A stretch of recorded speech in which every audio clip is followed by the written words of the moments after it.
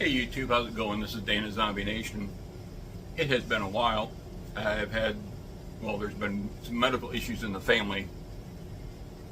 Wife had some problems. We've had some visits to the ER, doctor appointments, and a surgery a couple weeks ago.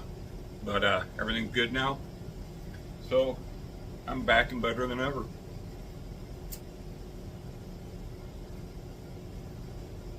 I'm smoking a Peterson with the peel up, and I've got some hobbit's weed in it.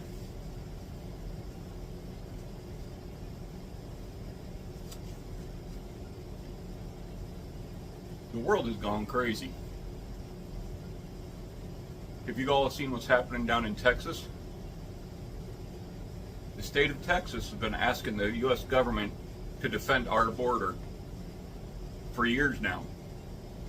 We've had hundreds of thousands of illegal immigrants coming in, and we have no idea who they are. No idea. If I were a bad guy, Russia, China, Iran, Pakistan, Afghanistan, Al-Qaeda, those guys, I would be bringing some people over across that border. I would. People think that's crazy. But you remember 9/11? How many people did it take? Didn't take much money either, did it? They took out the World Trade Center, hit the Pentagon, tried to hit the White House, supposedly. Killed over 3,000 people in one day. Just a handful of bad guys. No bombs. They didn't need a bomb. Guess what those people could do if they took a couple nice sized Ryder trucks like Patrick McVeigh did, or McVeigh, sorry. Decided to load them up with some chemicals, some fertilizer, an ignition source, roll them up next to one of our 3 main substations in the U.S. that provides power for all of the U.S., and blow it up. What would happen? One guy, couple guys, 10 guys maybe, handful of guys, a Ryder truck, some explosives, put in the right spot. It wouldn't take much. Do you know what will happen if one of those big substations goes down?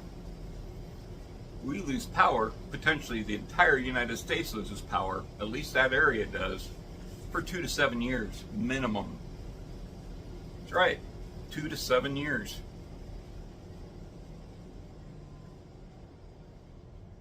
Two to 7 years. If 2 go down, probably never get back up.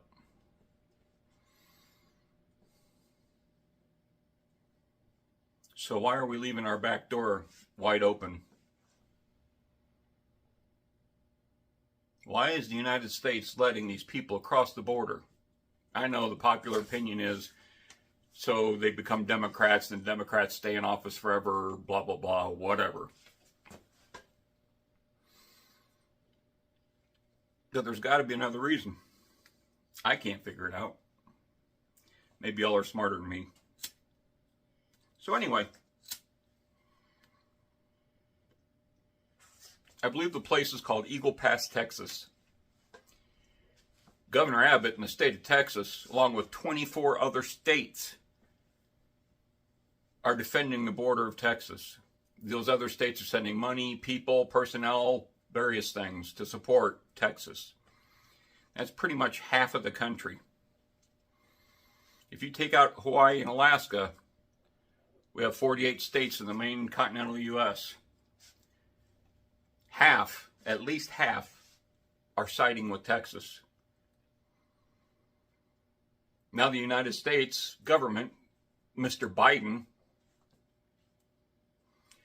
has decided to put sanctions on against Texas to try to loosen it up, tell them they can't do that anymore, it's illegal.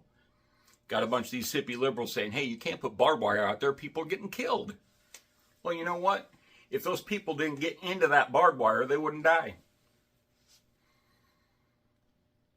This is crazy. I dare Mr. Biden to take down the fence around the White House and leave those doors open 24/7 with no guards. Do it. Show me that fences don't help. Prove it to me. Do it by leading. Lead by example, you pain in the ass.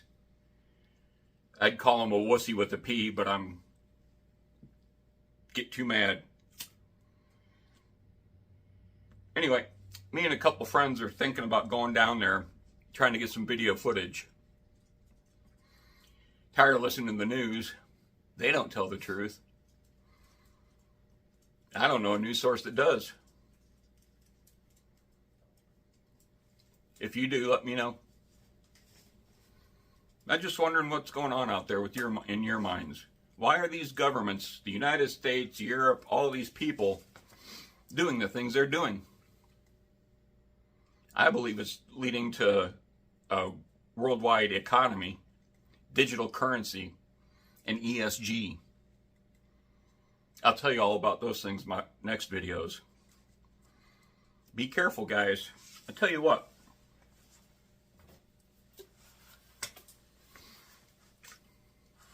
Not a bad idea to store some of this stuff up. It's good because you can eat it without a heat source if that power goes down. These are really nice. You don't even need a can opener. But I'd store a bunch of this stuff, some water. Don't forget a can opener. Some kind of heat source. Know how to start a fire, even with wet wood. Because if those power grids go down, we're in for a world of hurt.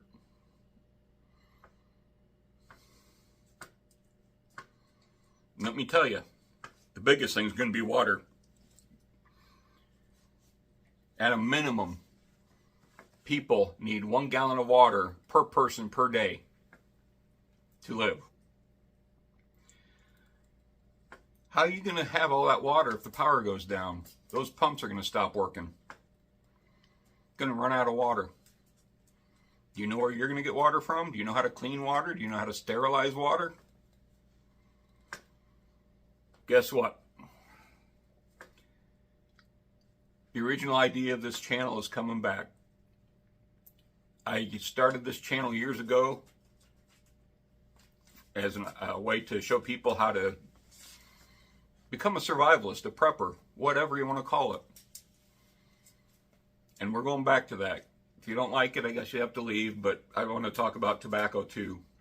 I really do. If you guys have any suggestions, man. Like I said, I'm a big Hobbit's-weed fan right now. I guess I'm getting into the aromatic kind of stuff.